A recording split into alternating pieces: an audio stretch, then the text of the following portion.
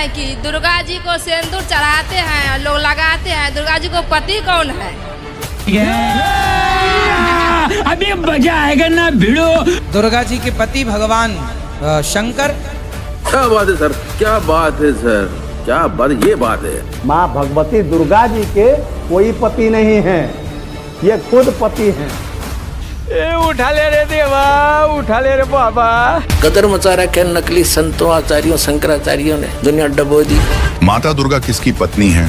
आज इसी सवाल को विस्तार से क्लियर करने के लिए हम आपके बीच दो संतों के आध्यात्मिक विचार लेकर आए हैं। इस आध्यात्मिक ज्ञान चर्चा में एक तरफ हैं अनिरुद्ध आचार्य जी महाराज और दूसरी तरफ हैं संत रामपाल जी महाराज। इन आध्यात्मिक संतों में किसका ज्ञान उत्तम है? कमेंट करके हमें अपनी राय अवश्य दें। अगर इस चैनल पर आप पहली बार आए हैं तो फटाफट से वीडियो को लाइक और चैनल को सब्सक्राइब जरूर कर दें। तो चलिए वीडियो शुरू करते हैं।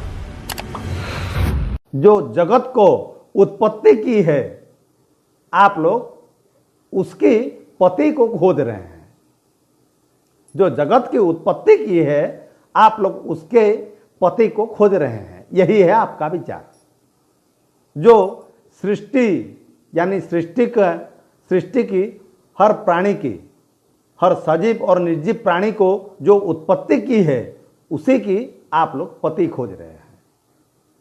जो खुद उत्पत्ति हैं, माँ भगवती दुर्गा जी का आप नाम ले रहे हैं ना, हम इसीलिए माँ भगवती दुर्गा जी, इनके आप जो बोल रहे हैं इनका पति कौन है, ये तो खुद उत्पत्ति हैं।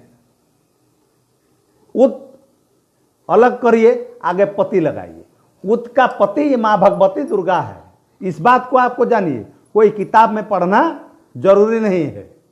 और ये बात भी आप लोग जानिए कि ये जो कलयुग में जो भविष्य वक्ताओं हैं, कौन ओरिजिनल है, कौन डुप्लीकेट है, इस बात के लिए आपको इतना परेशानी होना नहीं है।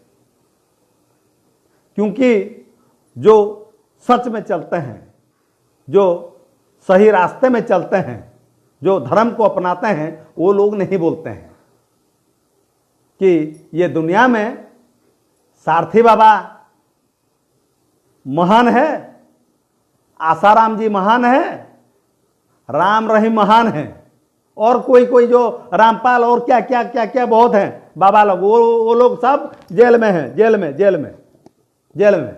जो अपने आप को मनुष्य होकर के ये कलयुग में जो अपने आप को भगवान के जैसा सोचेगा, और भगवान के जैसा कॉपी करेगा। आसाराम क्या करते थे?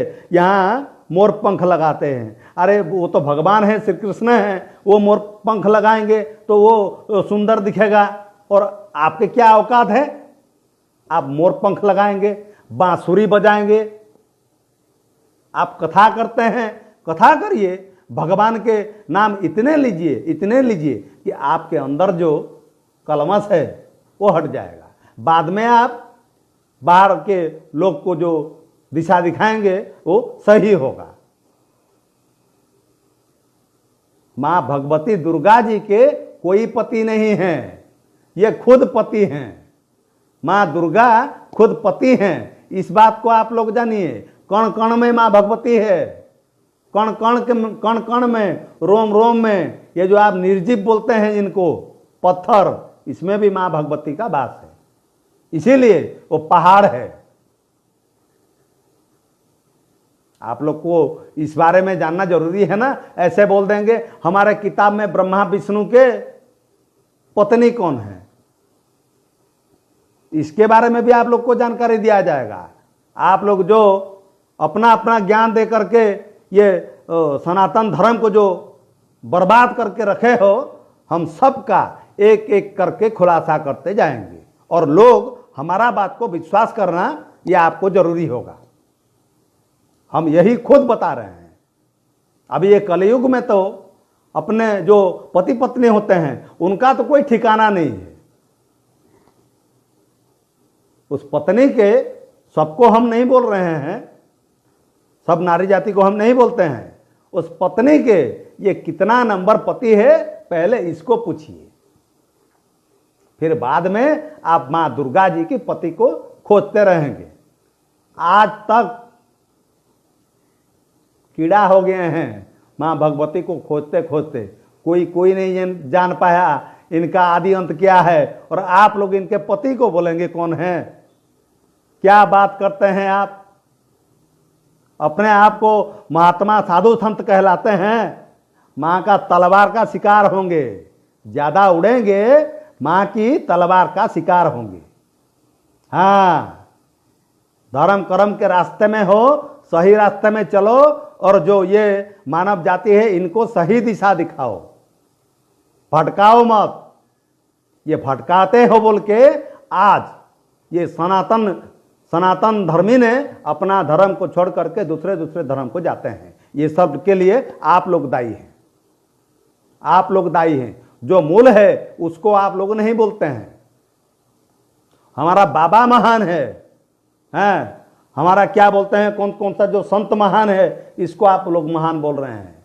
और बोलते हैं कि ये दुर्गा जी के पति को जानते हैं। हमारे महान साधु संत क्या बोलते हैं वो तो आप तो बताए नहीं ना, कि खाली ये किताब पढ़िए बोले, तो बोलते तो वो बाबा का नाम भी हम ले लेते हैं। हमको क्या है, ये सही बात यही है। ये पूरे भारतवर्ष में कोई बोल के दिखा दे दुर्गा जी का पति कौन है और उनका शादी ये कौन सा जन्म में दिखा था। हम ये सवाल करना चाहते हैं कि दुर्गा जी को सिंदूर चढ़ाते हैं, लोग लगाते हैं, दुर्गा जी को पति कौन है?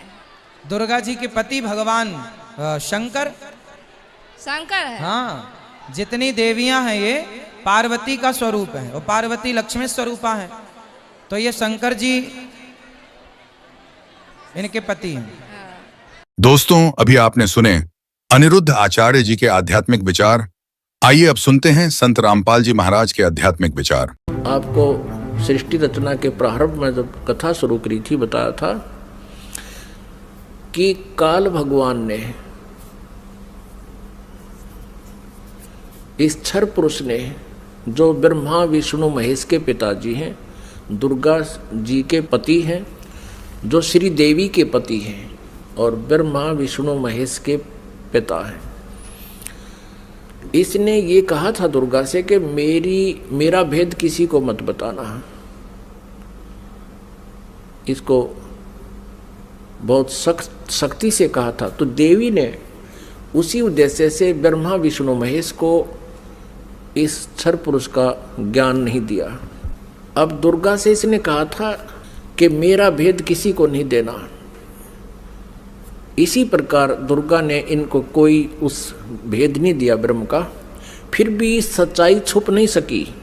अब इसी में आपको प्रमाणित करते हैं देवी भागवत में, ब्रह्मा जी ने वेदों को पढ़ा, दुर्गा से पूछा कि वेदों में ये लिखा है कि केवल एक ब्रह्म जिसके बराबर दूसरा नहीं है। ब्रह्म माने परमात्मा भी होता है, वो ब्रह्म माने भगवान होता है, वो एक ही परमात्मा पूजा के योग्य है। तो वो क्या आप ही हो क्या? ब्रह्मा ने पूछा, क्या वो आप ही हो? दुर्गा से कहती। अब दुर्गा क्या उत्तर देती है देखिएगा। हम श्रीमद् देवी भागवत यानी दुर्गा पुराण, देवी पुराण को पढ़ रहे हैं, जो गीता प्रेस गोरखपुर से प्रकाशित है। इसके तीसरे स्कंद में पृष्ठ नंबर 125 पर हम पढ़ रहे हैं। 123 तक हमने पढ़ लिया। यहाँ 124 पे देखिएगा,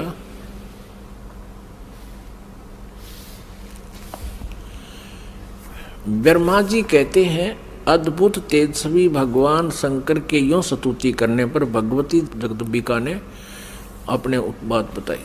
अब यहाँ ब्रह्मा जी पूछ रहे हैं, ब्रह्मा जी का प्रकरण चल रहा है। ये 125 पृष्ठ पे हम पढ़ रहे हैं, तीसरे स्कंद में। इस मूर्त और अमूर्त जगत का आधार तुमसे पूर्व कोई भी दूसरा पुरुष नहीं था, कोई तीसरा भी नहीं है। एकम एवं द्वितीयम ब्रह्म। इस वेद के वचन को व्यर्थ कहना तो बनता नहीं। अब दुर्गा इनको कहा करती, मैं ही सब कुछ हूँ, मैं ही तुम्हारा पिता हूँ, मैं तुम्हारी माता हूँ। तो अब ब्रह्मा जी ने वेदों को पढ़ा तो इसने कहा कि वेद के वचन को हम झूठा भी नहीं कह सकते, और इधर अनुभव दूसरी बात कहता है। इस प्रकार वेद वाक्यों और अनुभव में अत्यंत विरोध उत्पन्न हो रहा है। वेद कहते हैं एकम एव अद्वितीयम ब्रह्म है, तो क्या वह आत्म स्वरूपा तुम ही हो अथवा वह कोई और पुरुष है? मेरे इस संदेह को दूर करने की कृपा करो। किसी महान पुण्य के प्रभाव से ही मुझे तुम्हारे चरणों की सेवा सुलभ हुई है। तुम स्त्री हो अथवा पुरुष, यह रहस्य भी मुझे विषाद रूप से कृपा करके बतलाओ। अध्याय 4-5 यहाँ पूरा होगा, तीसरे स्कंद का अब छठा अध्याय शुरू होता है। ब्रह्मा जी कहते हैं, इस प्रकार मैंने जब भगवती जगदम्बिका से विनय पूर्वक पूछा, तब वे मधुर वाणी में मुझसे कहने लगी। देवी ने कहा, मैं और ब्रह्म एक ही हैं। अब हो गए ना दो, सच्चाई छुप नहीं सकती, एक ही हैं। मुझ में और इन ब्रह्म में कभी किंचित मात्र भी भेद नहीं है। जो वे हैं वही मैं हूँ, और जो मैं हूँ वही वे हैं। बुद्धि के भ्रम से भेद प्रतीत हो रहा है। हम लोगों के सूक्ष्म भेद को जो जानता है, इसे सीधा दो तो है ही, ये वो जानता है वही। अब 125 पृष्ठ हमने पढ़ा, अब 126 पढ़ेंगे। वही बुद्धिमान पुरुष है, वो तत्वदर्शी संत है जो हमारी भिन्न भिन्नता को समझता है। उसके संसार मार्ग से मुक्त होने में कुछ भी संदेह नहीं है। ब्रह्म एक ही है। आगे देखो, मैं शक्ति रूप धारण करके पराक्रम करती हूँ। गौरी, ब्राह्मी, रौद्री, वाराही, वैष्णवी, शिवा, वारुणी, कुबेरी, नारसिंही और वासवी सभी मेरे रूप हैं। विभिन्न कार्यों के उपस्थित होने पर उन देवियों के भीतर अपनी शक्ति स्थापित करके मैं सारी व्यवस्था करती हूँ। हाँ, उस देवी को निमित्त बना लेना मेरा स्वभाव है। अब आगे देखना। अपने आत्माओं, आप पढ़ रहे हो अपने सदग्रंथों को स्वयं। आप जी ने तीसरे स्कंद में और पृष्ठ नंबर 125 पे पढ़ा। ब्रह्मा जी कहते हैं कि मैंने जब दुर्गा जी से ये पूछा, माता से, जगदम्बिका से, कि वेदों में लिखा है कि एकम एव अद्वितीयम ब्रह्म, अद्वितीयम जिसके बराबर दूसरा कोई नहीं हो, वो ब्रह्म ही सब कुछ है। उधर से उपनिषद और आप जो कह रहे हो कि मैं ही सब कुछ हूँ, मैं ही सृष्टि रचना करने वाली हूँ, मेरे अतिरिक्त कोई नहीं है, तो इन वेद के वाक्य को झूठा भी नहीं कहा जा सकता। अनुभव हमारा बताता है कि परमात्मा निराकार है और वेद बताते हैं कि वो साकार है, तो हमारे अनुभव में और यथार्थता में बहुत विरोध है। तो क्या वो ब्रह्म आप ही हो या कोई और है? ब्रह्मा जी ने पूछा। अब दुर्गा पहले तो बहकाती है उनको कि उस ब्रह्म में और मेरे में कोई अंतर नहीं है, मैं ही वही हूँ, वो मैं ही हूँ। हम दोनों का सूक्ष्म भेद जो जानता है वो परम पुरुष है, विद्वान पुरुष है, तत्वदर्शी है। आगे फिर देखना 129 पृष्ठ पे है, बिल्कुल स्पष्ट हो जाता है। देखिएगा, तीसरा स्कंद देवी भागवत, हम तीसरा स्कंद पढ़ रहे हैं, संक्षिप्त देवी भागवत का, पृष्ठ नंबर 129 पर है। यहाँ देखिएगा, यों सृष्टि कर्म मैंने संक्षेप में तुम्हें बतला दिया। यह देवी कह रही है, दुर्गा बता रही है। यहाँ देवी का प्रवचन चल रहा है। देवी ने कहा, ये देवी बता रही है। यों 129 पृष्ठ पे, यों सृष्टि कर्म मैंने संक्षेप में तुम्हें बतला दिया। महानुभाव देवताओं, ब्रह्मा विष्णु और शिव को दुर्गा कह रही है। अब मेरा कार्य सिद्ध करने के लिए विमान पर बैठकर तुम लोग शीघ्र पधारो जाओ। कोई कठिन कार्य उपस्थित होने पर जब तुम मुझे समन करोगे तब मैं सामने आ जाऊंगी। देवताओं, मेरा और सनातन परमात्मा का ध्यान तुम्हें सदा करते रहना चाहिए। अब यहाँ ये दो हो गए। तब तो कह रही थी मैं ही सब कुछ हूँ, और अब ये कह रही है दो, मेरा और ये दुर्गा ब्रह्म को ही सनातन परमात्मा बता रही है। हम दोनों का आगे दो, हम दोनों का समन करते रहोगे तो तुम्हारे कार्य सिद्ध होने में किंचित मात्र भी संदेह नहीं। परमपिता परमात्मा कबीर देव जी ये कुल मालिक है, सर्व सृष्टि रचनहार हैं। ये वही परमेश्वर है जिसने सर्व ब्रह्मांडों की रचना की है, और ये सभी प्राणी उसी की आत्मा है, उन्हीं के अंश हैं। ये परमात्मा वही है जो बनारस में, काशी में, भारतवर्ष के अंदर सन 1398 संवत 1455 ज्येष्ठ सुदी पूर्णमासी, जेठ उतरते की पूर्णमासी को लहर तारा नामक एक तालाब में विकसित कमल के फूल पर नवजात शिशु का रूप धारण करके प्रकट हुए थे। उनको एक जुलाहा दंपति जो निसंतान थे उठा ले गए थे। लीलावत परमात्मा बालक हुए, फिर बड़े हुए। 5 वर्ष की आयु में ही अपने तत्वज्ञान का प्रचार प्रारंभ कर दिया था। परमात्मा का आने का उद्देश्य यही होता है कि वो अपने तत्वज्ञान को, वास्तविक जानकारी को अपनी प्यारी आत्माओं तक पहुंचाए, क्योंकि काल भगवान ने पूर्ण परमात्मा का नाम और निशान मिटा दिया गया होता है। काल भगवान द्वारा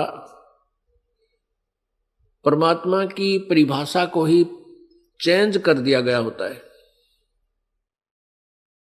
जैसा कि आपने कल शाम के सत्संग में सुना कि हमने सभी आज तक जितने भी पुण्यात्माएं हैं जो परमात्मा की चाह में लगे हैं, वो भले किसी भी मजहब या धर्म में उत्पन्न है, उनको परमात्मा की तलाश है, खोज है। और जितने भी अभी तक हमारे जो प्रत्येक धर्म के गुरु जो सदग्रंथों को ना समझकर हमें लोक वेद सुनाते रहे, लोक वेद यानी दंत कथा एक दूसरे से सुनी सुनाई, इनके आधार से सभी ने हमें बता रखा था कि परमात्मा निराकार है और केवल परमात्मा का प्रकाश देखा जा सकता है। यदि कोई ट्राई करे परमात्मा के पाने की तो उसको क्या बता रखा था? मेडिटेशन कीजिए, मेडिटेशन। अब मेडिटेशन क्या होता है? ध्यान। कैसे आसन पद्म लगा के और ध्यान लगाइए। परमात्मा के सूक्ष्म वेद में परमेश्वर ने कहा कि अरे झूठा ज्ञान और ध्यान कहां लाओ, ये बात विदा चतुराई। जब तुम्हारा ज्ञान ही निराधार है तो ध्यान किस पर लगा रहे हो तुम? झूठा ज्ञान ध्यान कहां लाओ, ये वाद विदा चतुराई। तुम व्यर्थ का वाद विवाद कर रहे हो, तुम्हारा ज्ञान ही निराधार है। तुम ध्यान कित लगा रहे हो? कहां लगा रहे हो ध्यान? तो क्या कहते हैं वो कि परमात्मा का प्रकाश दिखाई देता है जब हम ध्यान लगाते हैं। और परमात्मा कैसा है? परमात्मा निराकार है। अरे भले आदमियों, अब कोई कहे सूर्य निराकार है और सूर्य का प्रकाश देखा जा सकता है, क्या उस व्यक्ति की छुरी, क्या उस व्यक्ति की ये बात कोई आधार रखती है? नहीं। जब सूर्य निराकार है तो उसका प्रकाश कितना देखा तुमने? वो तो है ही नहीं, विजिबल नहीं है। तो जो भी वस्तु विजिबल नहीं है तो उसका प्रकाश कहां से आ गया? तो पुण्यात्मा, हम भक्ति मार्ग में इतने अनजान थे, हमने कभी सोचा भी नहीं वह भगवान का प्रकाश देखे और परमात्मा है नहीं। हम तो बालक कैसी बुद्धि के थे और आज तक इस सिद्धांत पर गाटा जोड़ रखा था, इसी का रट्टा लगा रखा था। जो भी संत होए, गुरु होए, यही बताते थे। और ये सतलोक का जो ठेका ले रहे हैं राधा स्वामी पंथ, उसी से निकला हुआ धन धन सतगुरु सच्चा सौदा वाले पंथ, ये सिरसा और जगमाल वाली, ये भी सचखंड और सतलोक की सुनी सुनाई लोक वेद की आधार से महिमा सुनाते रहे। और वहां क्या बताते रहे कि सतलोक में परमात्मा है नहीं, और वहां तो प्रकाश ही प्रकाश है, चेतन ही चेतन है। वहां सब परमात्मा में आत्मा ऐसे समा जाती है जैसे बूंद समुद्र में समा जाती है, वहां अलग अस्तित्व नहीं है, यानी भगवान निराकार है। बताइए, इन्होंने के कला तोड़ दिया, आखिर में इन्होंने भी कह दिया परमात्मा निराकार है, जबकि कल आपने प्रमाण देखे सभी सदग्रंथों के, पवित्र वेदों में, पवित्र कुरान शरीफ में, पवित्र बाइबल में और महला पहला की वाणी गुरु ग्रंथ साहिब में आपको वर्बली सुनाया, प्रश्न नंबर 24 पे और 721 पे गुरु ग्रंथ साहिब में उस परमात्मा कबीर जी के बारे में लिख कहा है, और वो साकार बताया है जो धानक रूप में, जुलाहा रूप में बनारस में आए थे, वो पूर्ण परमात्मा है। और किसी भी धर्म के व्यक्ति से आप बात कीजिए, वो कहेगा परमात्मा तो निराकार है, अनविजिबल है, फॉर्मलेस है, वो दिखाई नहीं देता। और जबकि एक शब्द है परमेश्वर का, कबीर जी की वाणी का, कि करने नो दीदार महल में प्यारा है, उसके लास्ट में फिर ये कहा कि सतपुरुष, जब सतलोक के अंदर ये हंस चला जाता है, ये आत्मा चली जाती है अपनी भक्ति कमाई करके, तो वहां सतपुरुष के सिर पे चंवर ढुराती है, सेवा करती है, करता है जाकर के ये प्यारी आत्मा। वहां शब्द में स्पष्ट लिखा है। अरे भले आदमियों, जब वहां भगवान निराकार है और आत्मा उसमें समा जाती है, तो चंवर किस पर करे वो? फिर वो चंवर कराने वाला कौन है? करने वाले दो अलग नहीं हुए? और फिर भी उस शब्द करने नो दीदार महल में प्यारा है, इसका तो उन्होंने पूरा सहारा ले रखा था और उसको भी अच्छे ढंग से नहीं समझ सके। कारण क्या था? परमात्मा बताते हैं, भाई मोती मुक्ता दर्शत नाही, ये जग है सब अंदरे, दिखत के तो नैन चश्म, इनका फेरा मोतिया बंदरे। ये दिखे तो बड़े महात्मा और संत विद्वान पुरुष, इनको काल ने मोतिया बंद कर रखा है। अज्ञान रूपी मोतिया बंद है था इन लोगों को, इन गुरुओं को, संतों को, जो परमात्मा से अपरिचित होकर के परमात्मा की झूठी महिमा, झूठी परिभाषा बताते रहे।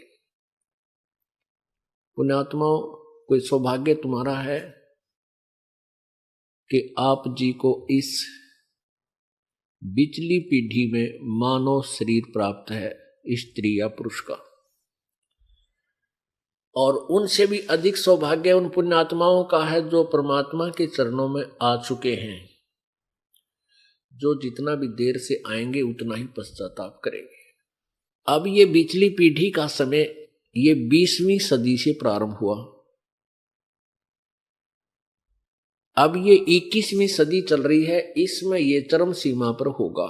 फर्स्ट पहले ही 10, 12, 15 वर्षों में इस 21वीं सदी के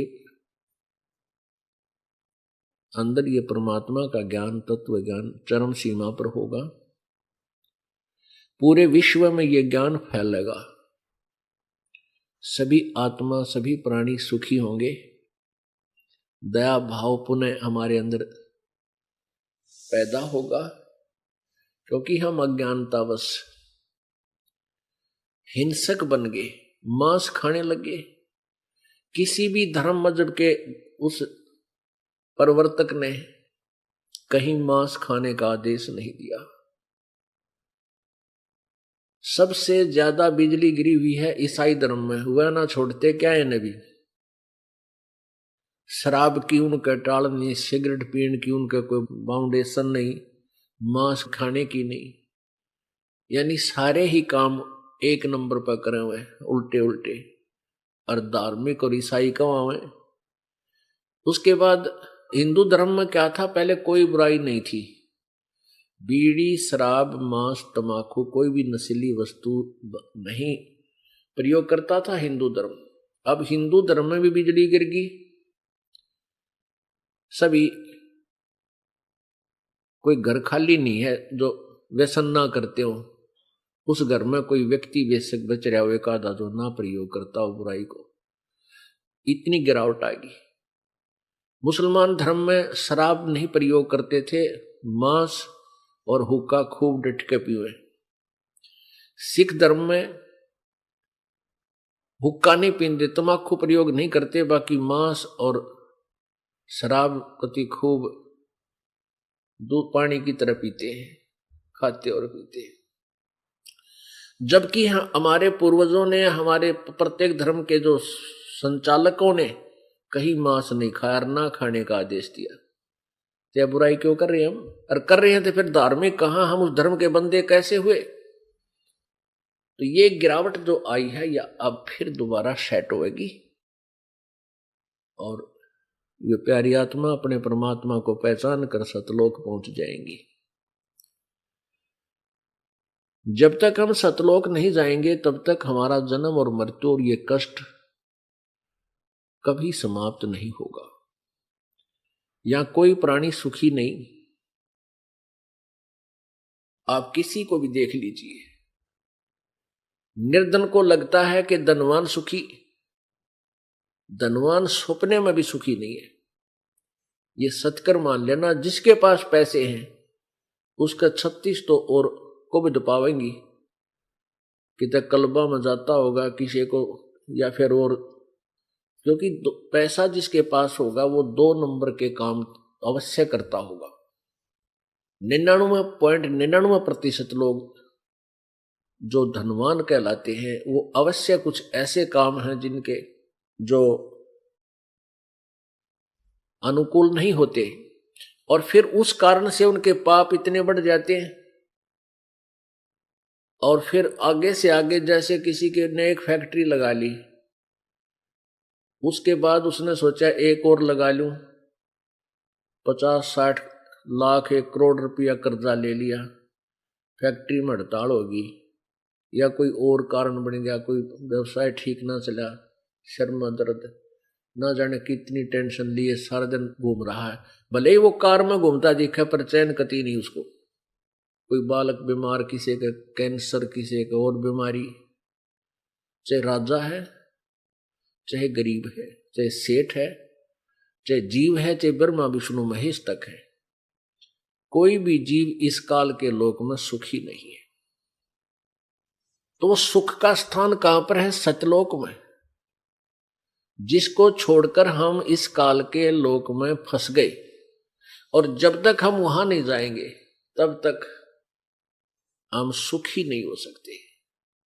पुण्यात्मा, सबसे बड़ी समस्या हमारे सामने यह आ गई कि आज तक हमने स्वर्ग तक सुना था, ले भाई वो फलाना स्वर्ग में चला गया, भाई स्वर्ग में जाऊंगा। वो स्वर्ग क्या है? स्वर्ग तो सबसे बड़ा धोखा है इस जीव के लिए, इस काल के द्वारा निर्मित एक रेस्टोरेंट है, एक होटल है, जिसमें सेठ लोग, साहूकार, पैसे वाले जाते हैं जिनके पास एक्स्ट्रा ऑर्डिनरी पैसा हो। और फिर वहां वो अपनी जेब से को खर्च करके 1000-2000 रुपये बर्बाद करके फिर बाहर आ जाते हैं।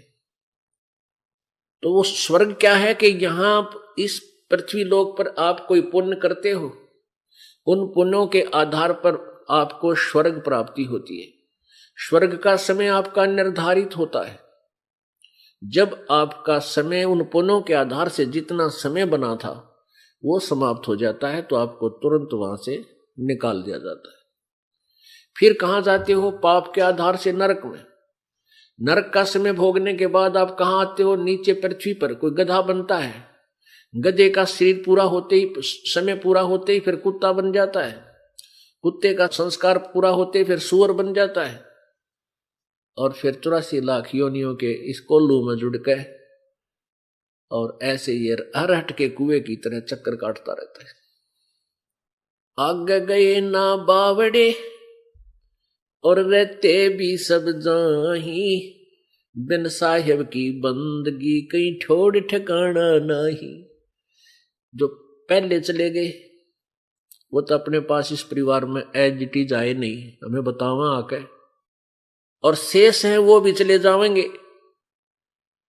और बिन साहिब की बंदगी कहीं ठोड़ ठिकाना ना। उस कबीर परमेश्वर पूर्ण परमात्मा कबीर जी की भक्ति बिना हमारा कितने ठोड़ ठिकाना नहीं। आज यहां आप हो, बच्चे हैं, बढ़िया कोई नौकरी मिल गई, कार कोठी होगी, लेकिन यूं ठिकाना तेरा को नहीं।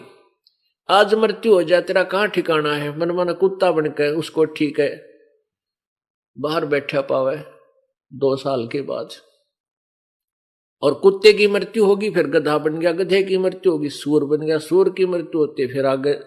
तो तेरा ठोड़ ठिकाना है कहां? सतलोक में आपका ठोड़ ठिकाना है। और जब तक आप सतलोक नहीं पहुंचोगे आपकी यह दुर्गति कभी समाप्त नहीं हो सकती। चाहे देवता बन लेना, चाहे ब्रह्मा विष्णु महेश तक की पदवी पा लेना, आपका वहां ठोड़ ठिकाना नहीं। उनका भी मृत्यु होता है, ब्रह्मा विष्णु महेश की भी मृत्यु होती है जब इनका संस्कार पूरा हो जाता है।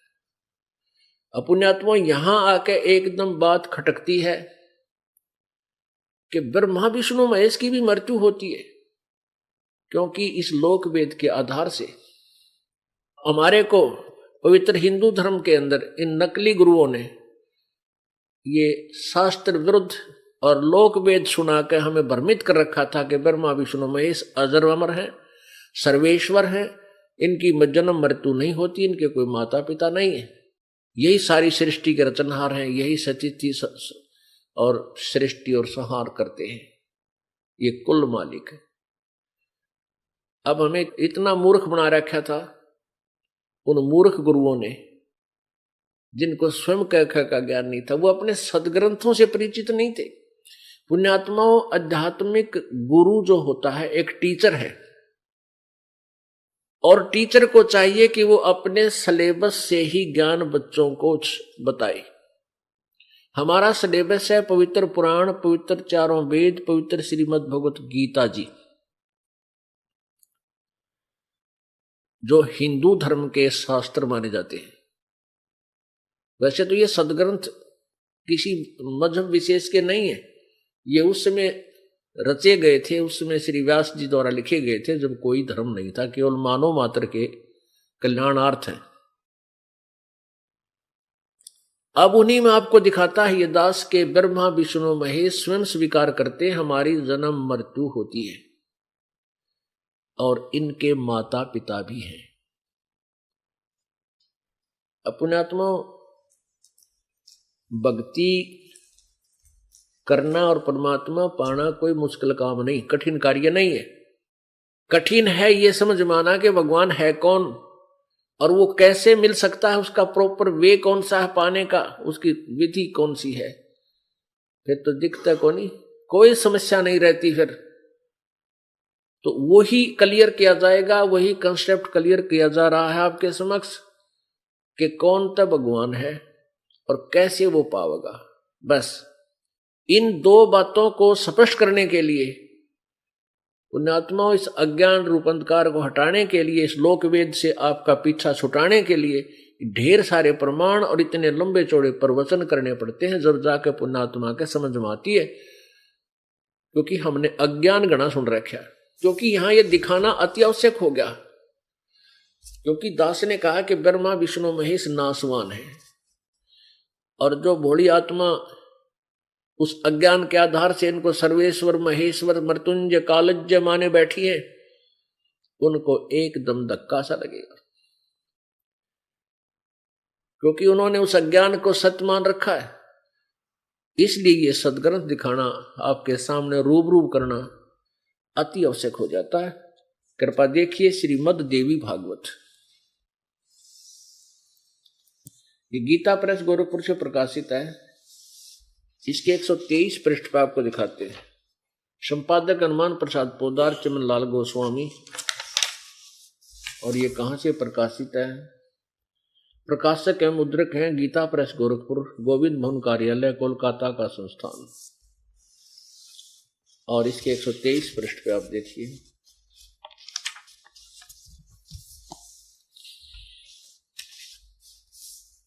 ये तीसरा स्कंद। अब भगवान विष्णु जी दुर्गा की महिमा कर रहे हैं, स्तुति कर रहे हैं। तुम शुद्ध स्वरूपा हो, यह संसार तुम्ही से उद्भासित हो रहा है। विष्णु जी कह रहे हैं, मैं ब्रह्मा और शंकर हम सभी तुम्हारी कृपा से विद्यमान हैं। हमारा आविर्भाव, आविर्भाव माने जन्म, और तिरोभाव माने मृत्यु हुआ करता है। हमारा तो जन्म और मृत्यु होता है। केवल तुम ही नित्य हो, जगत जननी हो, प्रकृति और सनातनी देवी हो। अब भगवान शंकर क्या कहते हैं? भगवान शंकर बोले, देवी यदि महाभाग विष्णु तुम्ही से प्रकट हुए, यानी तुम्हारे से उत्पन्न हुए हैं, तेरे बेटे हैं, तो उनके बाद उत्पन्न होने वाले ब्रह्मा भी तुम्हारे ही बालक हुए। अब सिद्ध हो रहा है कि दुर्गा इनकी मां है, और फिर मैं तमोगुणी लीला करने वाला शंकर क्या तुम्हारी संतान नहीं हुआ? अर्थात मुझे भी उत्पन्न करने वाली तुम ही हो शिवे। संपूर्ण संसार की सृष्टि करने में तुम बड़ी चतुर हो। इस संसार की सृष्टि, स्थिति और संहार में तुम्हारे गुण सदा समर्थ हैं। उन्हीं तीनों गुणों से उत्पन्न हम, यानी ब्रह्मा विष्णु एवं शंकर नियमानुसार कार्य में तत्पर रहते। इससे 3 कंसेप्ट क्लियर हुए, 3 बातें स्पष्ट होगी। नंबर 1, ब्रह्मा विष्णु महेश नासवान है, इनकी जन्म मृत्यु होती है। नंबर 2, दुर्गा इनकी माता है, इससे इनका जन्म हुआ है। और तीसरी ये हुई कि रजगुण ब्रह्मा है, सतगुण विष्णु, तपगुण शिव जी। ये कहते हैं उन्हीं तीनों गुणों से उत्पन्न हम, ब्रह्मा विष्णु महेश, रजगुण ब्रह्मा, सतगुण विष्णु, तपगुण शिव जी। ये लोकवेद सुन रखा था हमने, और ये है शास्त्र अनुसार ज्ञान के ब्रह्मा विष्णु महेश अजर अमर नहीं है, इनकी भी जन्म मृत्यु होती है। ये समर्थ शक्ति नहीं है, दुर्गा इनकी माता है, और ज्योति निरंजन काल ये सदाशिव इनका पिता है।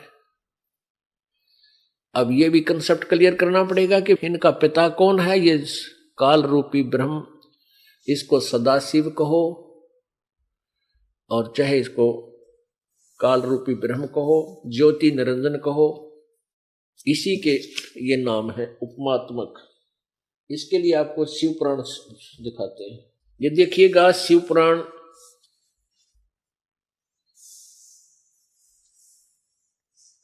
गीता प्रेस गोरखपुर से प्रकाशित शिव पुराण, संपादक है हनुमान प्रसाद पोदार, प्रकाशक है गीता प्रेस गोरखपुर, प्रकाशक एवं मुद्रक गीता प्रेस गोरखपुर, गोविंद भवन कार्यालय, कोलकाता का संस्थान। अब इसके 98वें पृष्ठ पर आपको दिखाते हैं। 98 से प्रारंभ होता है। यह है रुद्र संहिता और संक्षिप्त शिव पुराण, पृष्ठ 98। अब देखिएगा इसके नीचे अध्याय नंबर 5 यहां समाप्त होता है रुद्र संहिता का। अपने पुत्र नारद की यह बात सुनकर लोक पितामह ब्रह्मा वहां इस प्रकार बोले।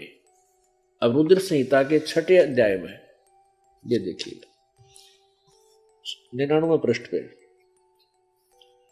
ब्रह्मा जी ने कहा ब्रह्मन नारद से, देव श्रोमणे, तुम सदा समस्त जगत के उपकार में ही लगे रहते हो। तुमने लोगों के हित की कामना से बहुत उत्तम बात पूछी है।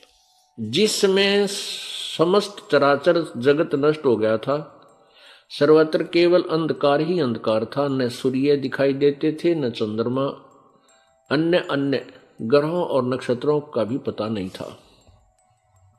न दिन होता था न रात, अग्नि, पृथ्वी, वायु और जल की भी सत्ता नहीं थी। उस समय तत्सद ब्रह्म, इस श्रुति में जो सत्य सुना जाता है एकमात्र वही शेष था। अब प्रश्न नंबर 100 पे, क्योंकि हमने अपने काम की बातें पढ़नी है, जो हमें आसानी से समझ में आ जाए उनको लेना है, जो हमारा कंसेप्ट क्लियर हो जाए, हमारा काम सर जावे। ये देखिए, जिस परब्रह्म के विषय में ज्ञान और अज्ञान से आपस विकार कर रहे हैं, कुछ ज्ञान से कुछ अज्ञान से, यानी अटकल लाकर जो ज्ञान दिया जो सुना जाता है, उक्तियों द्वारा इस प्रकार ऊपर बताए अनुसार विकल्प किए जाते हैं। उसने कुछ काल के बाद द्वितीय की इच्छा प्रकट की। उसके भीतर एक से अनेक होने का संकल्प उदित हुआ। तब उस निराकार परमात्मा ने अपनी लीला शक्ति से अपने लिए मूर्ति यानी आकार की कल्पना की। मूर्ति माने आकार।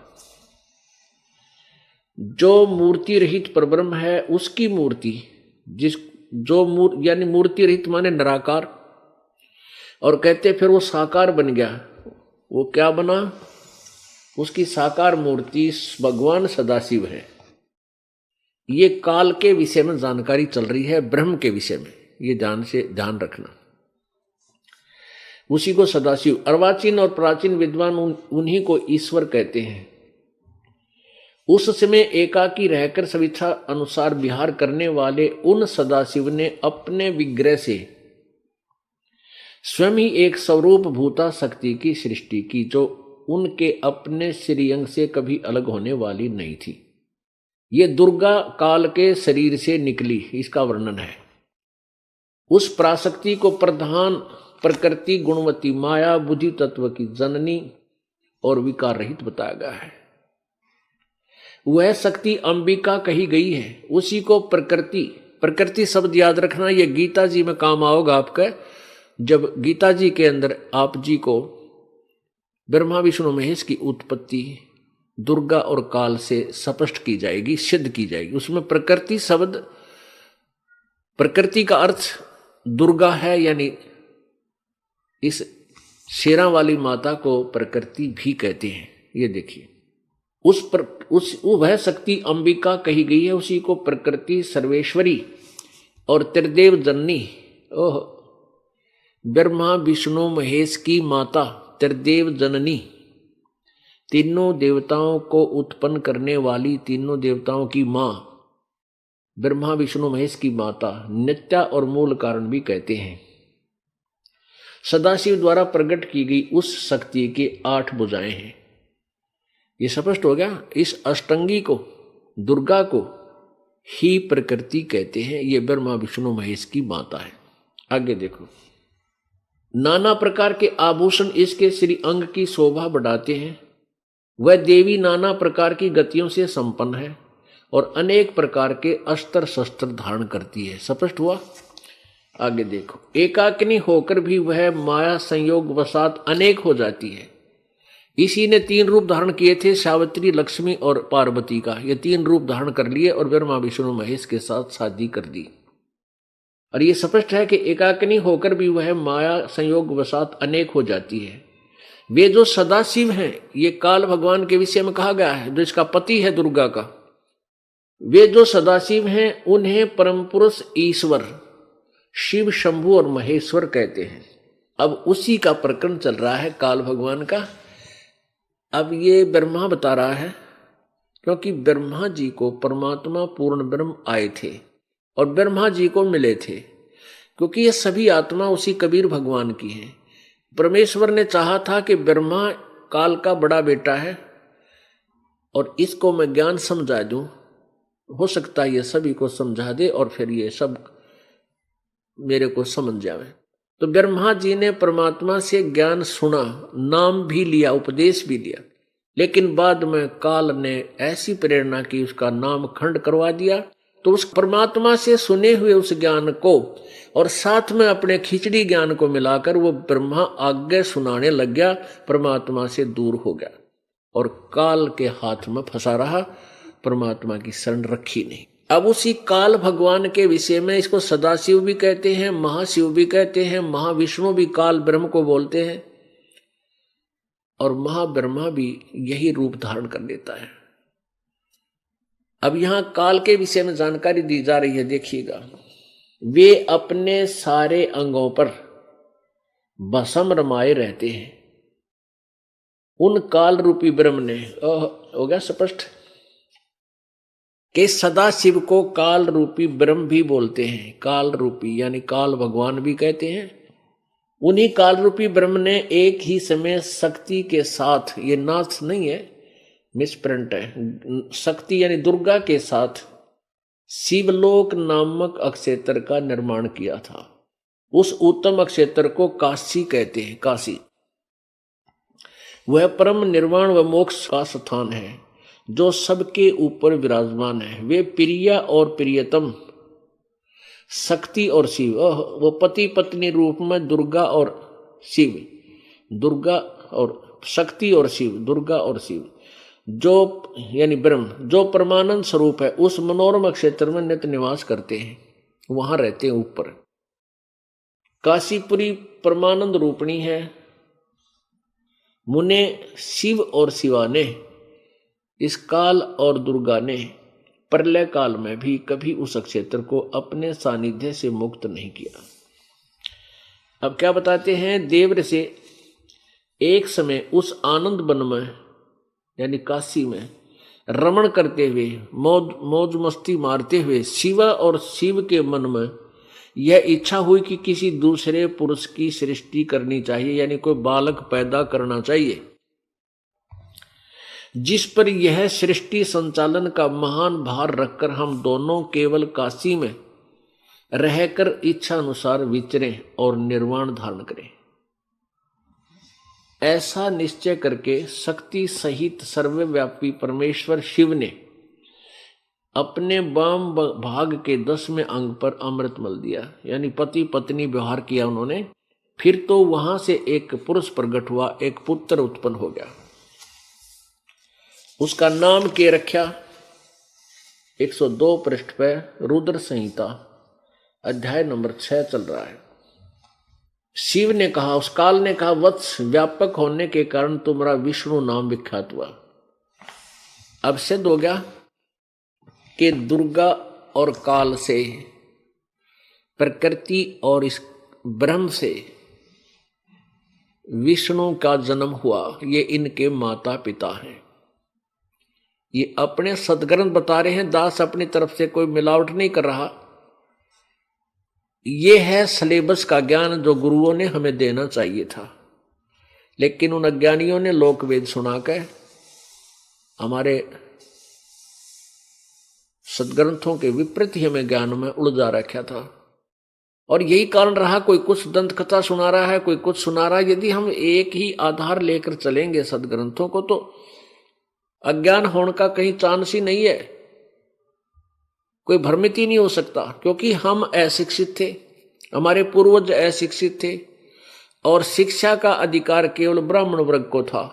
वही संस्कृत पढ़ सकते थे। काशी विद्यापीठ उनका नाम हो रही थी कि ब्राह्मण लोग ही पढ़ेंगे और उन्होंने ही सदग्रंथों को समझना है। उनका कोई सदग्रंथ समझ में आए नहीं, क्योंकि उनके पास तत्व ज्ञान नहीं था। और तत्व ज्ञान में सृष्टि रचना जो है, सृष्टि रचना की कथा है, जब तक वो समझ में नहीं आती तब तक कोई भी सदग्रंथ आप समझ नहीं सकते। तो वो ज्ञान उन ब्राह्मणों यानी गुरुओं के पास नहीं था, जिस कारण से उन्होंने ये ऐसे क्लियर ज्ञान भी हमें नहीं बता पाए, वो नहीं बता सके, क्योंकि वो तत्व ज्ञानहीन थे और बाद में फिर पैसे लालच हो गया उनको, अपना रोजी रोटी का धंधा बना लिया और जिस बात से जनता प्रसन्न हो वही बताना, वही उसी तरह उनको कहना समझाना, और जिससे अपना स्वार्थ सिद्ध हो उस तरह उनको मूर्ख बनाना, ये उनका उद्देश्य हो गया था। अब इसमें स्पष्ट लिख रखा है कि विष्णु जी की उत्पत्ति दुर्गा और काल से हुआ, ब्रह्म से। आगे ब्रह्मा जी की उत्पत्ति आपको दिखाते हैं। ब्रह्मा जी कहता है मेरा जन्म भी इसी प्रकार दुर्गा और शिव से हुआ, देखो काल से हुआ। ये शिव कौन है? ये एक तो ये तमोगुण शिव है, ये काल का बेटा है, और ये खुद भी शिव रूप धारण कर लेता है, ये सदाशिव भी कहलाता है, इसको महाशिव भी कहते हैं। ऐसे ही यही काल फिर और लीला करता है, छल छिद्र करता है, ये विष्णु रूप धारण कर लेता है तो और उसको महाविष्णु कहते हैं। ऐसे ही वो ब्रह्मा रूप धारण कर लेता है तो महाब्रह्मा कहलाता है। उसको समझ नहीं सके यू माँ ब्रह्मा के बीमारी थी, यू कौन था। अब इसका सारा निर्णय हो जाएगा। अब ब्रह्मा जी की उत्पत्ति दुर्गा और ब्रह्म से देखिएगा। अब यहां छठा अध्याय समाप्त हो गया रुद्र संहिता का। ये आपने अभी पढ़ लिया कि विष्णु जी का नाम धर दिया। उस काल ने शिव ने कहा वत्स बेटा, व्यापक होने के कारण तुम्हारा विष्णु नाम विख्यात हुआ, तेरा नाम विष्णु रख दिया। अब ब्रह्मा जी कहते हैं 7वें अध्याय में रुद्र संहिता, ब्रह्मा जी कहते देव से यानी नारद जी को बता रहे हैं। तत्पश्चात कल्याणकारी परमेश्वर शाम सदाशिव ने पूर्ववत प्रयत्न करके जैसे विष्णु उत्पन्न किया, मुझे अपने दाहिने अंग से उत्पन्न किया। मुने इस महेश्वर ने मुझे तुरंत ही अपनी माया से मोहित करके नारायण देव की नाभि में डाल दिया और लीला पूर्वक मुझे वहां से प्रकट किया। इस प्रकार उस कमल से पुत्र के रूप में मुझ हिरण्यागर्भ का जन्म हुआ। अब पुण्यात्माओं, अब यहाँ जो अनुवाद करता था हिंदी संस्कृत से, जिसने हिंदी में अनुवाद किया, वो यहाँ विचलित हो गया कि शिव से शिव की उत्पत्ति कैसे बताऊं। उसने यहाँ गोल मोल कर दिया। लेकिन कहते हैं चोर चुराई तुमड़ी और गड्ढे पानी में वह गड्ढे हुआ ऊपर आवे नो सच्चाई छनी ना। इवन अज्ञानियों ने जैसे तुम्बा होता ना, तुम्बा एक तारा सा बनाया करें, जैसे ये सीताफल होता ना पेठे जितना मोटा एक वो होता है तुम्बा, एक बेल का लगता फल है, और उसको वो सूख जाने के बाद उसको सुराख करके उसके बीज निकाल देते हैं और वो इतना मोटा हो जाता है और वो खाली होता है, उसको वो पानी में डूबता नहीं। कहते किसी चोर ने वह तुम्बा चुरा लिया किसी का और उसको पानी में छुपाने लग गया नीचे, वो पानी में छोड़कावर वो ऊपर आ जा जब। तो कहते हैं इन्होंने इस अज्ञानियों ने सच्चाई को दबाने की चेष्टा पूरी की, लेकिन ये सच्चाई छुपी नहीं, दबी नहीं। चोर चुराई तुमड़ी वो गड्ढे पानी में और वो गड्ढे हुआ ऊपर आवे नो सच्चाई छानी ना। अब आपको दिखाते हैं 110 पृष्ठ पे ये रुद्र संहिता का 9वां अध्याय, 110 पृष्ठ पे यहां है अध्याय 9। इसके लास्ट में इस प्रकार ब्रह्मा विष्णु तथा रुद्र इन 3 देवताओं में गुण हैं। ये भी सिद्ध हो गया कि रजगुण ब्रह्मा, सदगुण विष्णु, तमगुण शिव, ये तीनों गुण युक्त है, परंतु शिव गुणातीत माने गए। इससे सिद्ध है कि ये कोई इन तीनों से न्यारा है और जो इनका पिता है। अब और क्लियर करते हैं इसी शिव पुराण के, और प्रश्न नंबर 25-26 पे आपको बिल्कुल क्लियर हो जाएगी यही कथा। ये देखो, ये है विद्वेश्वर संहिता विद्वेश्वर संहिता और प्रश्न नंबर 25 पे है।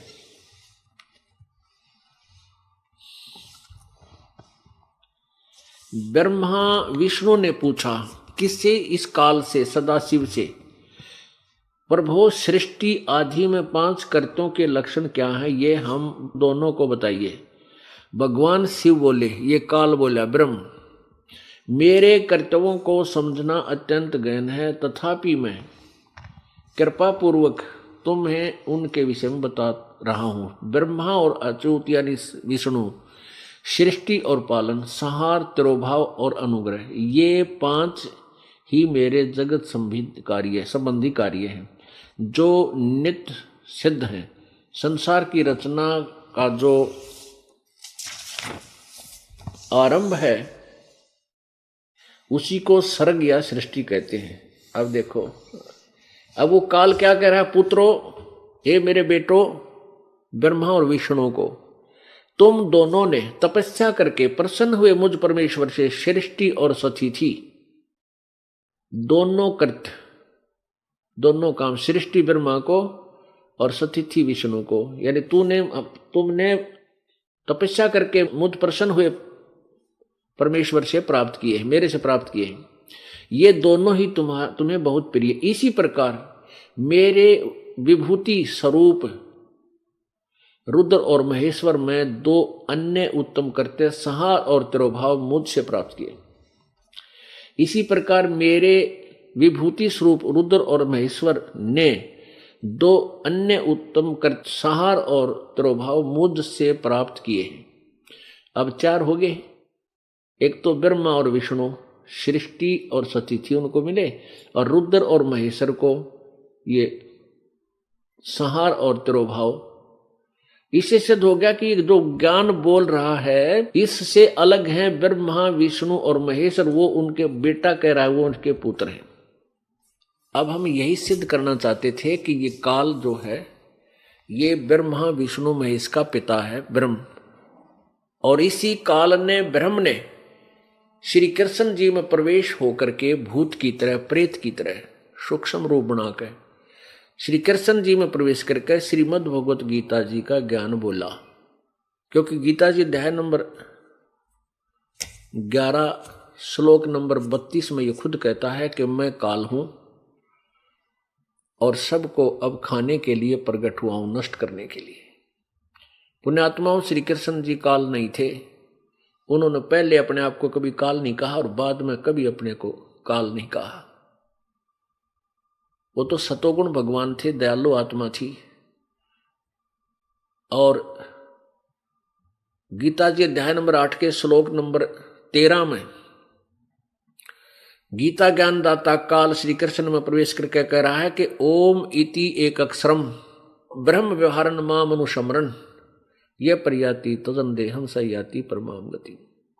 गीता ज्ञानदाता काल यानी ब्रह्म कह रहा है कि माम ब्रह्म, मुझ ब्रह्म का केवल एक ओम अक्षर है। इसका सुमन करता हुआ जो अंतिम समय तक अंतिम श्वास तक सिमरन करता हुआ शरीर छोड़कर जाता है तो मेरे वाली परम गति को प्राप्त होता है, मेरे वाली राहत उसे प्राप्त होती है जो लाभ मेरी साधना से होता है। यही पुराण में लिखा, शिव पुराण में भी दिखाता हूं। ये शिव पुराण अभी आप पढ़ रहे थे 26 पृष्ठ पे, इसी में ये देखिएगा, ये वही शिव पुराण है, गीता प्रेस गोरखपुर से प्रकाशित है। इसमें अभी आप पढ़ रहे थे कि हे पुत्रों, ये प्रश्न नंबर 26 पे ये क्या कह रहा है कि हे पुत्रों, तुम दोनों ने तपस्या करके प्रसन्न हुए मुझ परमेश्वर से सृष्टि और सतिथि नामक 2 कृत प्राप्त किए हैं, वे दोनों तुम्हें बहुत प्रिय। इसी प्रकार मेरी विभूति स्वरूप रुद्र और महेश्वर में 2 अन्य उत्तम कृत संहार और तिरोभाव मुझसे प्राप्त किए। इससे सिद्ध है कि इन चारों से अलग है वो शिव पुराण का जो ज्ञान दे रहा है। अब यहां क्या कहता है, ये मैंने पूर्व काल में अपने सर्वभूत मंत्र का उपदेश किया है जो ओंकार के रूप में प्रसिद्ध है। मेरा एक ओम नाम है, वह महामंगलकारी मंत्र है। सबसे पहले मेरे मुख से ओंकार ओम प्रकट हुआ, जो मेरे स्वरूप का बोध कराने वाला है। ओंकार वाचक है और मैं वाच्य हूं। यह मंत्र मेरा स्वरूप ही है। प्रतिदिन ओंकार का निरंतर स्मरण करने से मेरा ही सदा स्मरण होता है। अब यहां कहता है इन, ये ऊपर इसके सारे लिख रखे हैं, उत्तर का मुख, पश्चिम का मुख, ऐसे होने से इन सभी अवयवों से एकीभूत होकर वह परमण ओम नामक एक अक्षर हो जाता है। ओम एक अक्षर हो जाता है। अब देखना, अब यही गीता जी में लिखा है कि ओम इति एक अक्षरम ब्रह्म व्यवहारण माम अनुसमरण। माम ब्रह्म यानी मुझ ब्रह्म का केवल एक ओम मंत्र है। यहां देखना 53 पृष्ठ पे विद्वेश्वर संहिता, शिव पुराण विद्वेश्वर संहिता प्रश्न नंबर 53, परवण के दो भेद बताए गए हैं, स्थूल और सूक्ष्म ओम के। एक अक्षर रूप जो ओम है उसे सूक्ष्म परवण जानना चाहिए। ओम जो सूक्ष्म, ओम एक अक्षर रूप है, यानी ये दास ये सिद्ध करना चाहता है कि गीता जी का ज्ञान भी इसी काल ने बोला था और इसका मंत्र ओम है। ये देखिए प्रश्न नंबर 105 रुद्र संहिता, उस परब्रह्म परमात्मा शिव का वाचक एक अक्षर परवण ही है। एक अक्षर ओम, परवण को चाहे ओम को, ये सभी वाच्य अर्थ रूप हैं। वह परम कारण रत सत आनंद एवं अमृत रूप परात्पर परब्रह्म एकाक्षर का वाच्य है। अब यहां क्या सिद्ध हो गया कि काल जो है ये ब्रह्मा विष्णु महेश का पिता है, दुर्गा इनकी माता है। तो पुण्यात्माओं, परमात्मा प्राप्ति करना कोई कठिन काम नहीं है, लेकिन ये हमारे हृदय में समा जाना कि ये भगवान नहीं है जिनको हम परमात्मा मानते थे। वास्तव में परमात्मा पूर्ण ब्रह्म और ही है, कोई अन्य ही है, जिसकी पूजा से हम पूर्ण मोक्ष प्राप्त करेंगे। जैसे गीता जी अध्याय नंबर 15 के श्लोक नंबर 16-17 में 3 भगवान बताए। एक क्षरपुरुष, क्षर पुरुष, हम इसका डिफरेंस अच्छी तरह समझ, अक्षर अक्षर, क्षर अक्षर, यानी क्षर पुरुष और अक्षर पुरुष, ये दो भगवान प्रसिद्ध हैं और इनके लोकों में इन सभी भगवानों की क्षर पुरुष और अक्षर पुरुष, यानी ब्रह्म को क्षर पुरुष कहते हैं, परब्रह्म को अक्षर पुरुष कहते हैं। ये भी नाशवान है, क्षर पुरुष भी नाशवान है, ये ब्रह्म भी नाशवान है और अक्षर पुरुष भी नाशवान है, और इनके लोकों में जितने प्राणी हैं वो सभी नाशवान हैं। जीवात्मा तो किसी की भी नहीं मरती। अब गीता जी अध्याय नंबर 15 के श्लोक नंबर 17 में कहा है कि उत्तम पुरुष है तू अन्य, यानी जो वास्तव में सही भगवान है, श्रेष्ठ परमात्मा है, सही भगवान, उत्तम श्रेष्ठ पुरुषोत्तम, उत्तम पुरुष कहो चाहे पुरुषोत्तम कहो, भगवान उत्तम भगवान वो कोई और ही है, और वही वह परमात्मा इति उदाहरते, उत्तम पुरुष है तू अन्य परमात्मा इति उदाहरते। यह लोक तरम आविश्य विभर्ति अवैश्वर, वही तीनों लोकों में प्रवेश करके सबका धारण पोषण करता है, वो अविनाशी, वास्तव अविनाशी भगवान है। जब तक हमें ये निर्णय नहीं होगा कि जिन भगवानों की को हम सर्वेश्वा मान रहे थे वो सर्वेश्वा नहीं है, उनकी साधना से हमारा जन्म और मृत्यु का रोग नहीं कट सकता, जन्म मृत्यु का समस्या समाधान नहीं हो सकता, क्योंकि ये स्वयं नाशवान है। ब्रह्मा विष्णु महेश भी नाशवान और ब्रह्म भी नाशवान। गीता जी अध्याय नंबर 4 के श्लोक नंबर 5 और 9 में गीता ज्ञानदाता ब्रह्म श्री कृष्ण जी में प्रवेश करके ये काल बोल रहा है, जो ब्रह्मा विष्णु महेश का पिता है। ये कह रहा है कि तेरे और मेरे अर्जुन बहुत जन्म हो चुके हैं, तू नहीं जानता। अध्याय नंबर 4 के श्लोक 5 में, और फिर 9 श्लोक में कहा है कि मेरे जन्म और कर्म अलौकिक है, दिव्य है। अपने आत्मा स्पष्ट हो गया कि ये ब्रह्म भी नाशवान। गीता जी अध्याय नंबर 15 के श्लोक नंबर 16 में यो अक्षर पुरुष यानी परब्रह्म भी नाशवान, जो 7 शंख ब्रह्मांड का स्वामी है वो अक्षर पुरुष कहलाता है। और 21 ब्रह्मांड का स्वामी ये ब्रह्म है, ज्योति निरंजन है। सदाशिव कहो, महाशिव कहो, इसे महाविष्णु कहो, ब्रह्मा कहो। ये 21 ब्रह्मांड का स्वामी ये ब्रह्म है, इसका ये भी नाशवान है। गीता जी अध्याय नंबर 15 के श्लोक 17 में जो उत्तम पुरुष तो अन्य है, उसकी पूजा करनी पड़ेगी। वो है वास्तव में अविनाशी। और कहते हैं सूक्ष्म वाणी में कहा कि थिर पकड़ थिर रहिए, यानी सथिर यानी अविनाशी की शरण पकड़ के ही तुम अविनाशी हो सकते हो। नाशवानों की आड़ में आप कभी सुरक्षित नहीं रह सकते। तो पुण्यात्माओं, हमें ये क्लियर हो जाना चाहिए कि हम जो साधना कर रहे हैं ये ठीक नहीं या ठीक है, क्योंकि सदग्रंथों से मेल करेंगे तभी पता चलेगा आप कौन सी साधना कर रहे हो और किस परमात्मा की पूजा कर रहे हो। मान लीजिए कोई कबीर पंथी कहते हैं, फिर तो हम कबीर पंथी हैं और हमने तो कबीर साहब की शरण ले रखी है, हम उसी को मानते हैं, तो हम तो सही भक्ति कर रहे हैं। नहीं, आपकी भक्ति के जो मंत्र हैं वो सही होने चाहिए। भगवान कबीर साहब तो सही है, लेकिन उसके पाने की विधि आपके पास नहीं है, तो आप अपना जीवन व्यर्थ कर रहे हो। इसलिए हमने अपनी साधना को रीचेक करना है, दोबारा फिर देखना है कि हम जो कर रहे हैं वो ठीक है कि नहीं। तो उसकी तुलना अपने अपने सदग्रंथों से ही करनी पड़ेगी, किसी के कहने सुने दंत कथा को नहीं मानना। जैसे गीता जी अध्याय नंबर 16 के श्लोक नंबर 23 में कहा कि अर्जुन जो शास्त्र विधि को त्याग कर मन माना आचरण करते हैं, यानी अपनी इच्छा से मनमानी पूजा करते हैं, न तो उनको कोई सिद्धि होती है, ना उनको कोई सुख होता है, ना उनकी कोई गति होती है, व्यर्थ, यूजलेस।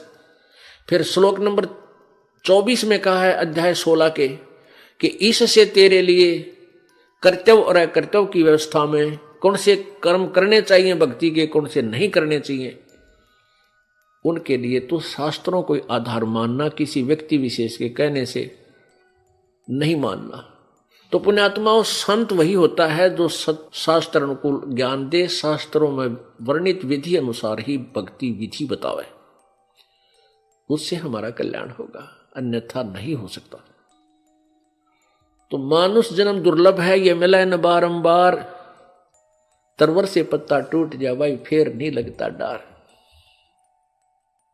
अब इस अवसर को हमने चूकना नहीं है। अब ये वो समय आ गया है बिचली पीढ़ी का।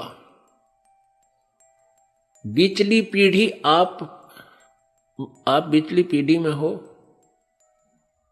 जैसे इस दास का जन्म सन 1951 में हुआ, 8 सितंबर 1951 में, यानी 20वीं सदी में, और 1947 में भारत आजाद हुआ। भारतवर्ष में पहले शिक्षा कतई नहीं थी, नाम मात्र थी, और उसके बाद शिक्षा की ऐसी बाढ़ आई है, आप देख रहे हो, बेटे वीर, बेटी वीर, बुढ़े वीर सारे पड़ गए। तो परमात्मा ने इस समय में इसलिए इस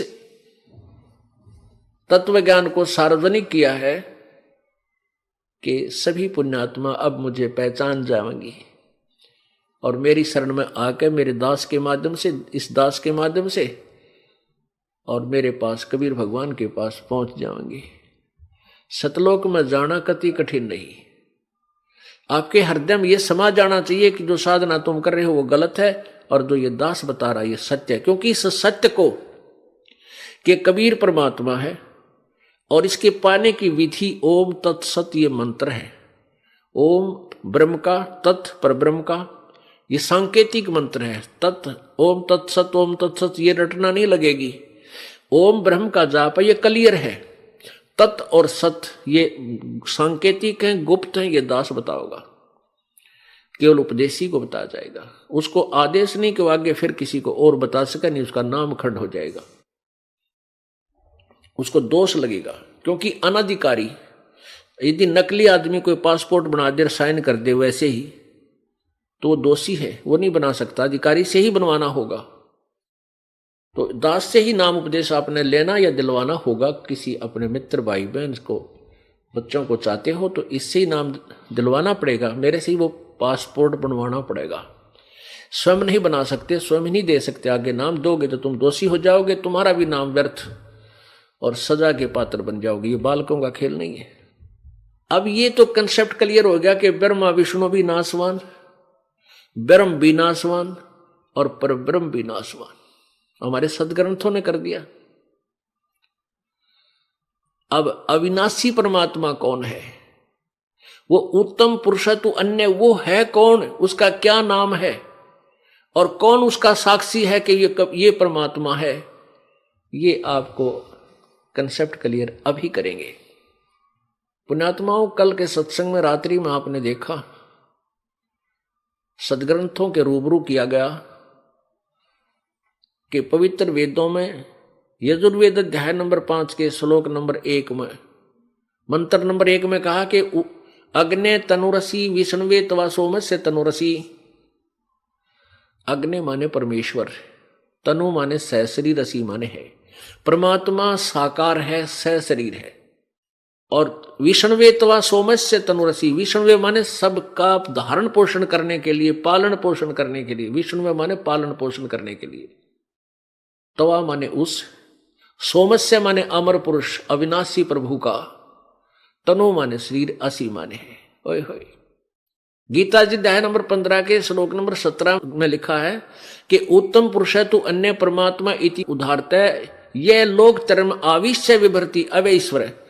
उत्तम पुरुष श्रेष्ठ भगवान तो इस ऊपर 16वें श्लोक में वर्णित क्षर पुरुष और अक्षर पुरुष, इनसे कोई और है, और वही परमात्मा वास्तव में कहा जाता है, और वही वास्तव में अविनाशी है, और वही तीनों लोकों में प्रवेश करके सबका धारण पोषण करता है। ओए होए।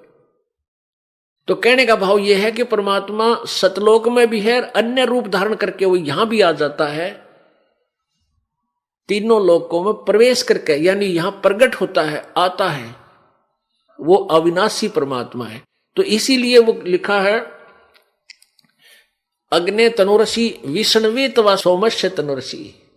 परमात्मा सहशरीर है, विष्णु माने सबका धारण पोषण करने के लिए, तीनों लोकों में प्रवेश करके जो सबका धारण पोषण करने के लिए, यानी सबको सुचारू ज्ञान और सही भक्ति करा कर उनकी यहां भी व्यवस्था ठीक कराने के लिए वो परमात्मा यहां प्रकट होता है। वो अमर पुरुष का वो भी एक शरीर है, वो भी सहशरीर है। इसी प्रकार पवित्र बाइबल में आपने उत्पत्ति ग्रंथ में प्रश्न नंबर 4 पे पढ़ा कि परमात्मा ने छठे 5वें दिन तक अन्य उत्पत्ति की, और छठे दिन कहा कि मनुष्य को मैं अपने जैसा अपने स्वरूप में उत्पन्न करूंगा। और ऐसा कह करके परमात्मा ने सभी मनुष्यों को अपने स्वरूप के अनुसार उत्पन्न किया, नर नारी करके उनकी उत्पत्ति की। इससे सिद्ध हो गया परमात्मा मनुष्य जैसा है, साकार है। पवित्र कुरान शरीफ के सूरतल फुरकानी, इसको सूरत भी बोल देते हैं, सूरत फुरकानी 25 आयत नंबर 52 से 59 में स्पष्ट किया है कि कुरान शरीफ का ज्ञान देने वाला अल्लाह, जिसको मुसलमान धर्म और हजरत मोहम्मद जी अपना खुदा मानते हैं, कि जिसने कुरान शरीफ का ज्ञान दिया वो भगवान है, वो अल्लाह है हमारा।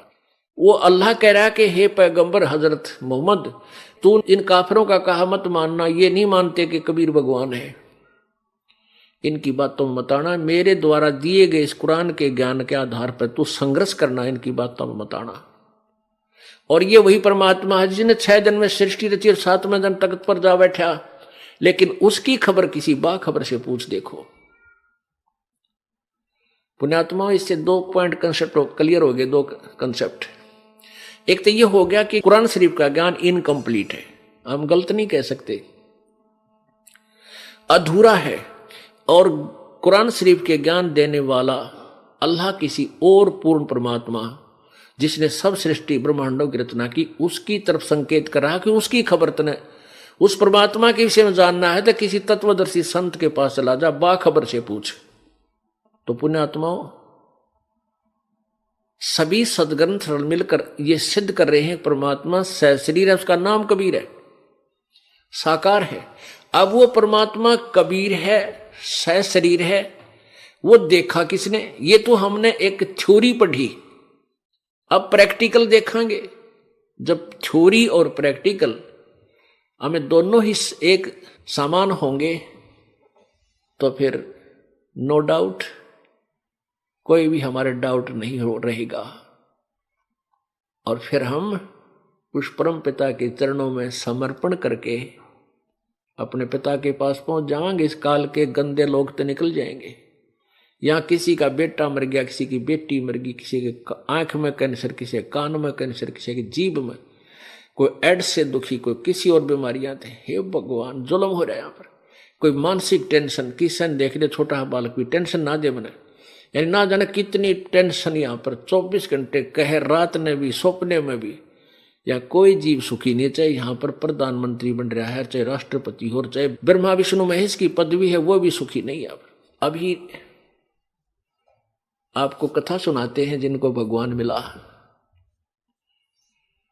ये परमात्मा बनारस में आए थे, पूर्ण परमात्मा कबीर जी, जो बनारस में 120 वर्ष तक रहे, सन 1398 से सन 1518 तक 120 वर्ष रहे। वह परमात्मा सशरीर सतलोक चले गए थे। सशरीर आए थे, बालक का रूप धारण करके कमल के फूल पर वो विराजमान हुए, और सन 1518 में वो परमात्मा सशरीर मगहर स्थान से, गोरखपुर एक शहर है, गोरखपुर शहर से, जो गीता प्रेस गोरखपुर के नाम से प्रसिद्ध है, वो गोरखपुर शहर से 30-35 किलोमीटर की दूरी पर एक मगहर कस्बा है, मगहर। और वहां का एक नवाब बिजली खां पठान परमात्मा कबीर जी का शिष्य था, वो मुसलमान। और बनारस का नवाब नरेश, काशी का नरेश वीर देव सिंह बघेल, ये भी कबीर परमात्मा के शिष्य थे। तो इन अज्ञानी गुरुओं ने, ब्राह्मणों ने ये एक भ्रमणा फैला रखी थी कि जो बनारस में मरता है वो तो स्वर्ग जाएगा, और जो मगहर मरता है वो नरक में जाता है और गधा बनता है। तो वहां के ब्राह्मण काशी के कहा करते, भाई मगर में कोई मत मरियो, वहां गधा बनोगे, नरक में जाओगे। परमेश्वर कहा करते थे, इन अज्ञानियों की बातों में मत आना, बोली आत्माओं, जो शुभ कर्म करेगा और सच्ची भक्ति करेगा वही स्वर्ग और इष्ट स्थान पर जाएगा, चाहे वो कहीं मर्जी हो। और जो पाप करेगा भाई कितना मरियो, सीधा नरक में जाएगा। ये गलत आपको अफवाह फैला रहे हैं, झूठा ज्ञान दे रहे। इस तथ्य को सिद्ध करने के लिए परमात्मा ने कहा कि मैं मगहर मरूंगा और तुम अपने पत्रे ले चलियो, सारे हिसाब किताब लगा देना मैं कहाँ गया हूं। तो परमात्मा वहां हजारों व्यक्तियों के उपस्थिति में दोनों राजा यानी काशी नरेश वीर देव सिंह बघेल, वीर सिंह बघेला सीधा बोलते हैं इसको, अपनी सेना सहित मगहर पहुंच गया। उधर से मगहर का नवाब बिजली का पठान भी अपनी सेना को तैयार कर लिया कि हमारे गुरुजी यहाँ शरीर छोड़ेंगे। मुसलमान कहने लगे हम अपनी मुसलमान रीति से इनका अंतिम संस्कार करेंगे। हिंदू कहने लगे, वीर सिंह बघेल कहने लगा कि हम अपने गुरुदेव का हिंदू रीति से करेंगे, और मुसलमान कह रहे थे हम मुसलमान रीति से अपने गुरुजी का अंतिम संस्कार करेंगे, इनको कब्र में रखेंगे। और दोनों ने ठान लिया था कि शरीर छोड़ने के बाद हम शरीर को, चाहे हमने झगड़ा लड़ाई युद्ध करके लेना पड़े, चाहे कत्लेआम करना पड़े, हम ऐसा करेंगे। परमात्मा समझ गए। उन दोनों को, वीर सिंह बघेल और बिजली खां पठान, दोनों को बुलाया कि निकम्म्यो, 120 वर्ष तक मैंने तुम्हें यही ज्ञान दिया था, तुम हिंदू और मुसलमान को अलग अलग समझते हो, या नालायक कहीं के, और आज मरने मारने को तैयार हो गए। तुमने क्या भक्ति करी, क्यों ड्रामा कर रहे हो? खबरदार दे, तुमने आपस में झगड़ा किया, मुझसे बुरा नहीं होगा। और परमात्मा ने कहा था मेरा शरीर नहीं मिलेगा तुम्हारे को इसमें, और जो वस्तु मेरे शरीर के स्थान पर मेरा उसको आदि आदि ले लेना, झगड़ा मत करना। ऐसा कहकर परमात्मा ने एक चादर नीचे बिछवाई। भक्तों ने उसके ऊपर थोड़े थोड़े छोटे छोटे फूल डाल दिए, एक एक इंच के गुरुजी लेटेंगे इस पे। एक चादर ऊपर ओढ़ ली। 2 मिनट के बाद कहा, आकाश से आकाशवाणी की कि देखो भाई मैं जा रहा हूं सतलोक स्वर्ग से भी आगे। अब सबने ऊपर देखा तो परमात्मा सह शरीर ऊपर जा रहे हैं, और चादर उठा कर देखी तो वह शरीर के आकार का सुगंधित फूलों का ढेर बन गया। अब कहां तो कत्लेआम करने को जा रहे थे हिंदू और मुसलमान आपस में लड़ मरते, उस परमात्मा की लीला ने एकदम कितना परिवर्तन कर दिया, वो कहर टाल दिया। वो समर्थ परमात्मा है। बिजली का पठान और वीरदेव सिंह बघेल आपस में सीने से लगकर रोने लगे।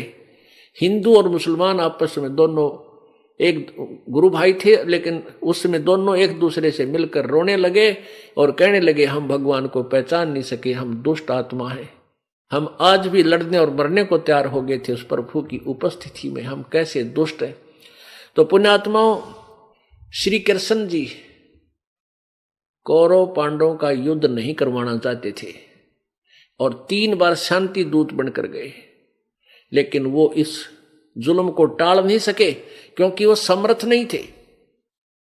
अब जब दोनों सेना आपस में लड़ने को खड़ी हैं, अर्जुन मना करने लग गया, तो उस समय श्री कृष्ण के शरीर में काल प्रवेश कर गया, यो सदाशिव प्रवेश कर गया, और उसने श्री कृष्ण की एक नहीं सुनी। श्री कृष्ण की आत्मा को तो पता ही नहीं वहां क्या हुआ, और काल ने बागडोर संभाल दी, गीता का ज्ञान दिया, अर्जुन को प्रेरित किया और युद्ध करवा कर सर्वनाश करवा दिया।